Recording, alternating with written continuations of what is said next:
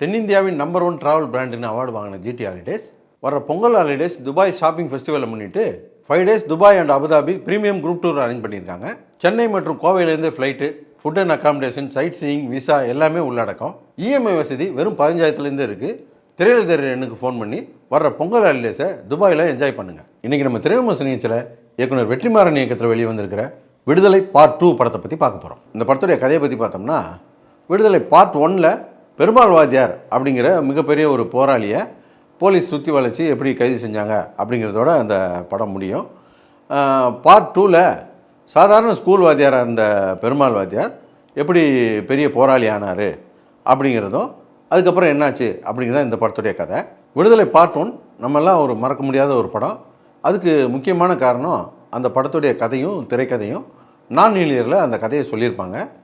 படத்தில் வர்ற ஒவ்வொரு கேரக்டருக்கும் ரொம்ப முக்கியத்துவம் கொடுத்துருப்பாங்க.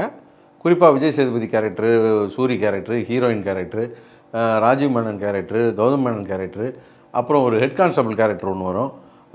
படத்தில் மெஸ் இன்சார்ஜு இந்த மூணார் ரமேஷ் கேரக்டர் வரும். அது உள்பட நம்ம இன்றைக்கி கூட ஞாபகம் வச்சுருக்கக்கூடிய அளவுக்கு அந்த கேரக்டர்லாம் ஸ்ட்ராங்காக எழுதியிருப்பாங்க. அதே கேரக்டர்ஸ் இந்த படத்தில் ரிப்பீட் ஆகுது. ஆனால் அந்த கேரக்டர் எதுவுமே நம்ம மனசில் நிற்கலை.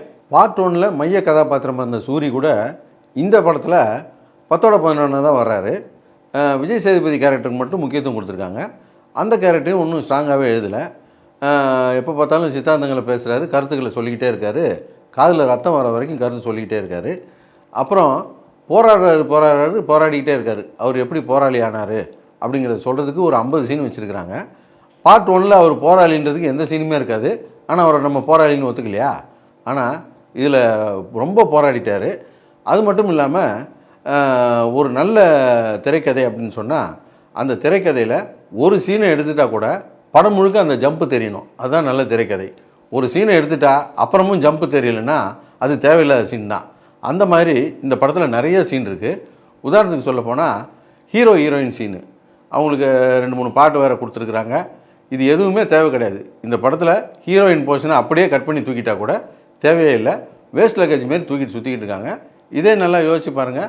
விடுதலை 1ல் ஹீரோயின் கேரக்டர் தூக்க முடியுமா? அந்த கேரக்டர் இல்லாமல் அந்த கதை நகருமா? ஆனால் இந்த கதையில் பார்த்தீங்கன்னா ஒரு வழக்கமான எம்ஜிஆர் காலத்து ஹீரோயின் கதை. பண்ணையார் பொண்ணுன்னா அது நல்ல பொண்ணாக தான் இருக்கும் அப்படிங்கிற மாதிரி ஒரு ஹீரோயினை கொண்டு வந்து வச்சுருக்கிறாங்க. கதை முழுக்கவே ஒரு நல்ல கதை, அதுக்கான தேவையான சீன்களை அதுவே தேர்ந்தெடுத்துக்கும் அப்படின்னு சொல்லுவாங்க. இந்த கதை முழுக்கவுமே ஒரு குக்குடப் கதையாக தான் இருக்குது. அதாவது கதை ஓட்டத்துக்கு ஏற்ற மாதிரி சீன்கள் அமையணும். ஆனால் இவங்க கதையில் எங்கெல்லாம் ஸ்பீடு பிரேக்கர் வேணுமோ அங்கே ஒரு ஸ்பீட் பிரேக்கர் போட்டுக்கிட்டாங்க, எங்கெல்லாம் ஸ்பீடு வேணுமோ அதை தூக்கி சொருகிக்கிட்டாங்க. படம் முழுக்க தேவையில்லாத சீன் நிறையா இருக்குது. உதாரணத்துக்கு இந்த ஹீரோயின் சீன் தேவையே இல்லை. அப்புறம் ஹீரோவுடைய ஃபேமிலி பேக்ட்ராப்லாம் இந்த கதைக்கு தேவையே இல்லை. அப்புறம் பார்த்திங்கன்னா சேத்தன் வந்து ஒரு சீனில் சொல்கிறாரு, ஒப்புதல் வாக்குமூலம் மாதிரி ஒரு கதையை வந்து சொல்கிறாரு. அதெல்லாம் எதுக்கு வழியை வந்து அவராக சொன்னார் அப்படிங்கிறதும் தெரியல. அதே போல் விஜய் சேதுபதி வந்து யார் கேட்குறாங்களோ கேட்கலையோ அவருடைய பின் கதையை சொல்லிக்கிட்டே இருக்கார். அந்த நடந்து போகும்போது அவங்களே சொல்கிறாங்க, யார் அவன் கதையெல்லாம் கேட்டான்னு. ஆனால் அவர் சொல்கிறத நிறுத்த மாட்டேங்கிறாரு. அதே போல் அந்த கதையில் சொல்கிறாரு, இந்த ரயிலுக்கு தண்டவாளத்தில் பாம்பு வச்சது நாங்கள் தான், ஆனால் வெடிக்க வைக்கிறது எங்கள் நோக்கம் கிடையாது, அரசாங்கத்தை அச்சுறுத்த தான் நாங்கள் வச்சோம், பாம்பு வெடித்ததுக்கு வேறு காரணம் அப்படின்னு சொல்கிறாரு. அரசாங்கத்தை அச்சுறுத்த வச்சா ஒரு டம்மி பாம்பு தானே வைக்கணும், தண்டவாளம்லாம் பிடிங்கிட்டு போகிற மாதிரியா ஒரு பாம்பு வைப்பாங்க? இது நான் படம் பார்த்தவங்களுக்கு வேணால் இது புரியும். விடுதலை பார்ட் 1ல் ஃபஸ்ட்டு சீனே நம்மளை அசர வைக்கும். அவ்வளோ பிரம்மாண்டமாக ஒரு சிங்கிள் ஷாட்டில் ஒரு பெரிய ட்ரெயின் ஆக்சிடெண்ட் எடுத்திருப்பாங்க. ரொம்ப அற்புதமாக இருக்கும். ஆனால் இந்த படத்தில் பார்த்திங்கன்னா படத்துடைய ஆரம்பத்திலே ஒரு அபத்தமான ஒரு சீன் ஆரம்பிக்கும். இளவரசு சீஃப் செக்ரட்டரி வீட்டுக்குள்ளே வருவார் கைலியை கட்டிக்கிட்டு, என்னையா என் ஏரியாக்குள்ளே உள்ளே பூந்து, நான் ஒரு மந்திரி, என் ஏரியாவில் உள்ளே பூந்து சுட்டுருக்குறீங்க, குழந்தைங்க மேலே பொம்பளைங்க மேலாம் ஃபயரிங் பண்ணியிருக்கீங்க, என்கிட்டலாம் சொல்ல மாட்டிங்களா அப்படின்ட்டு வருவார். அப்புறம் பார்த்தா கொஞ்ச நேரத்தில் பெருமாள் வாத்தியாரை பிடிச்சாச்சுன்னொன்னே, பெருமாள் வாத்தியாரை பிடிச்சாச்சா அப்படின்வார்.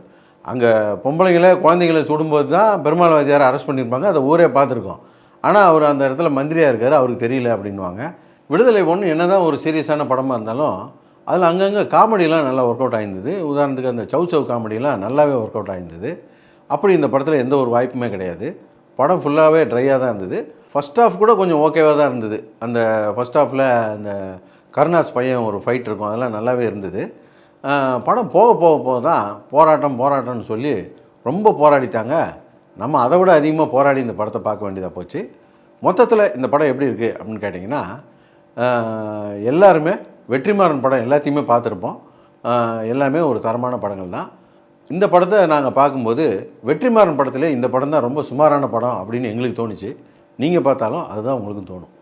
குணநிதி, செம்பன் வினோத், காளி வெங்கட் நடிப்பில் சபரீஷ் மற்றும் சங்கமித்ரா, சௌமியா அன்புமணி தயாரிப்பில் அலங்கு டிசம்பர் 27 முதல் திரையரங்குகளில்.